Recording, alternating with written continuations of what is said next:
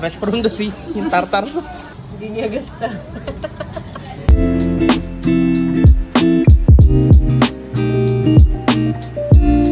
Greetings mga brad! Anong balita sa inyo? At dumating na nga ang pinakamalungkot na part netong series na to, kundi yung pag-uwi. Pero wala naman tayong milyones kaya kailangan din natin mag-check out. So iniwan na nga namin yung susi namin dito. No contact check out kasi ang sistema netong BNB na to. Pero syempre hindi tayo magpapahuli kahit pahuling araw na natin to at on the way na tayo pa uwi, hahanap pa rin tayo ng gagalaan. Syempre 3 oras away London to, no? Kaya dapat sulitin natin. Sa kapanahonang to, maganda yung araw kaya dinala ko na tong mga pasaheros ko dito sa pinakadulo ng Portland kung saan mo makikita yung Portland Bill. And isa nga lang sa problema dito, matindi ang hangin. Pero syempre, hindi yan makakasagabal sa amin para maggala, mag-picture-picture. At mag-video syempre ng vlog para sa inyo. Sa totoo lang, wala rin naman masyadong makikita dito kundi yan nga lang lighthouse dito sa Portland and yung mga rock formations.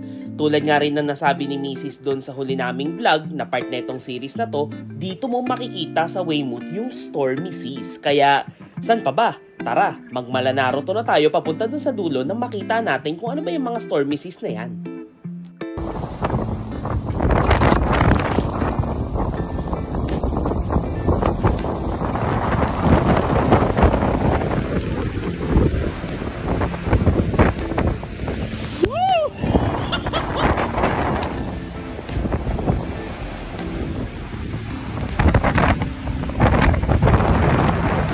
O diba, malabag yung hangin plus dagat equals stormy seas. Nye. Alam nyo ba, kahit walang bagyo, malakas pa rin ang current dito sa Portland Bill.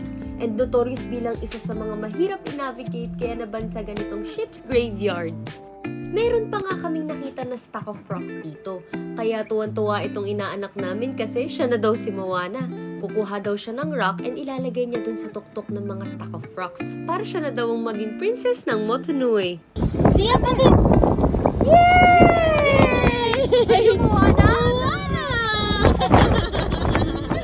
At syempre, hindi na kinakaya ng ating chikiting yung lakas ng hangin. Kaya eto na si Ninong to the rescue. Kaya tamang-tama lang na lagi ako may daladalang sopa dito sa tiyan ko para komportable yung inaanak ko kapag gusto niya magpakarga. Natural, syempre hindi tayo magpapapigil sa hangin para magalaan tong Portland Bill, diba? O diba, nakuha pang kumaway sa mga fans?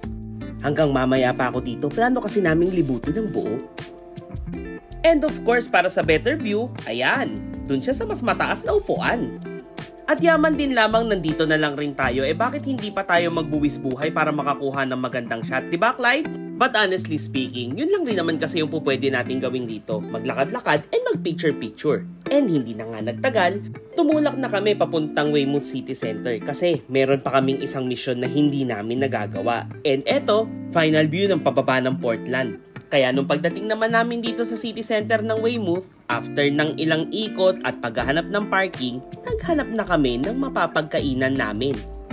At yaman din lamang na tayo'y nasa tabing dagat, bakit hindi tayo kumain ng fish and chips? Yes, nandito pa rin tayo sa England, kaya legal pa rin yan. Hindi ko naman sinasabing illegal. As you all know, kino-consider ang fish and chips as national dish ng Britain. And alam ko, usual na ang lasa nito. Pero nasa tabing dagat tayo, kaya why not coconut? Nandito tayo ngayon sa Bennett's Fish and Chips. Sinearch lang namin to sa Google as one of the best fish and chip shop dito sa Weymouth. And let's see kung tama nga ba ang mga paratang nila. Dumating na ang mga in-order natin, kaya't halina't husgahan. Let's see without the sauce. Very buttery. Buttery? Buttery. Anong size? Double A o triple A? Quadruple. Quadruple A. Here. Yung chips. Try. This is my ketchup. Malaman siya. Talaga ang chips sa tabing dagat. Ano masasabi mo sa chips? Kagat ka, pakita mo sa amin. Proper. Parang triple fried. Pero ano, juicy pa rin yung sa loob. Hindi siya dry. Anak live. Ano yun? Na-comment mo? Ngiti-ngiti lang? Yan lang. Sarap nga. Masarap? Maniwala na kayo sa unang nagsalita. Okay. Pati yung tartar sauce. Kamusta yung tartar sauce? Tartar yun. Tingnan mo naman. Oo nga, nasa Fresh scallops. from the sea. Fresh from the sea. Yung tartar sauce.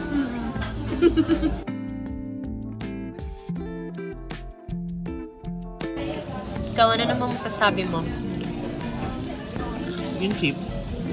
Hindi ko alam kung paano ko yung describe pero parang kahapon pa nila piniprito to. Sobrang lutong. Pero yung loob, ewan ko mag-may sense to. Pero parang trinito nila yung chips. Tinanggal nila yung loob, ginawa nila mashed potato, tsaka nila ipinasok. Ganun yung lasa niya. Sa akin ah. Haddock. Haddock, sorry. Fun fact. For me, mas malasa yung haddock kumpara sa pan. Para sa akin, ayaw ko sa'yo. Eh, lagyan ko muna siyang tartar sauce. Right. Napakadalang na ito sa fish and chip shop. Usually yung mga fish fillet kasi nila, naka-frozen na lang. Ito, ewan ko, siguro baka bagong dating. Wala yung manamis-namis yung lasa niya. Ayos. Can I try?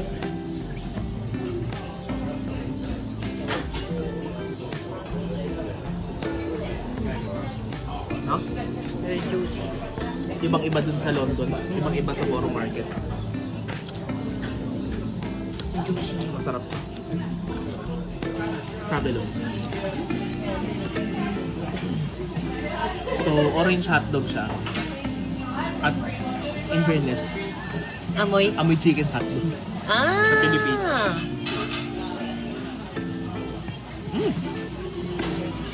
Gusto ko siya? Lasang chicken dog. Okay. Pero, Eat me. I don't like tartar sauce. mas malasa pa rin yung hotdog sa Pilipinas.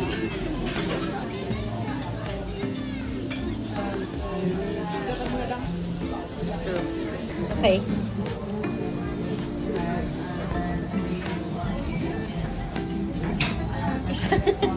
Isang patak lang yung asin. Parang wala. Dami na yung pakaw. Ayaw niya. Agad, diba? Ayaw niya. Wala. Hindi niya gusto.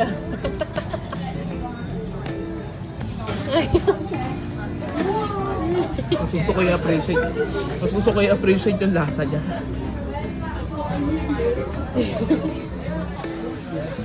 At may takeaway pa.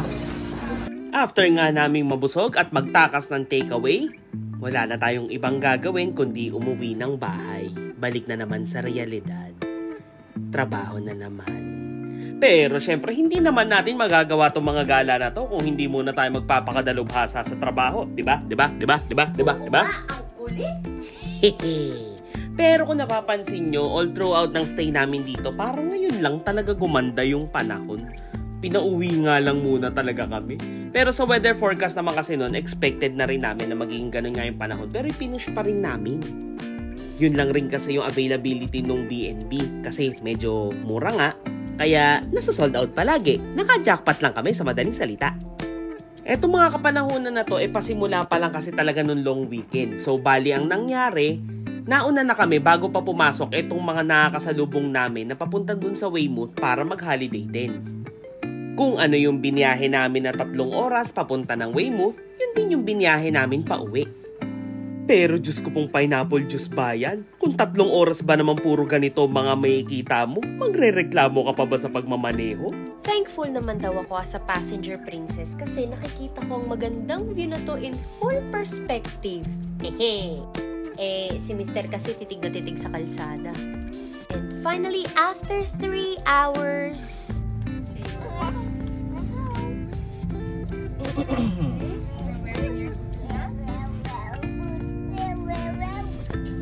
85,000, no? Nakaka 430 miles na tayo, ganun-ganun lang. naman nangyari. At nung naibaba na nga namin sila sa bahay nila, kami naman tong pauwi na dito sa Colston. Masasabi kong ito yung daan na gustong gusto kong daanan pero ayoko at the same time. Bakit? Kasi alam kong malapit na ako sa comfort ng sarili kong bahay and at the same time, pabalik na rin ako sa realidad na tapos na yung holiday. But syempre, yun naman talaga ang totoo, di ba? Kailangan nating kumayod para ma-experience natin tong mga to. Kaya eto, tanggalan na ng gamit sa sasakyan, kailangan ng iligpit at linisin yung mga dapat linisin. Yun nga lang ang routine. Mag-e-enjoy ka, pero paghihirapan mo muna.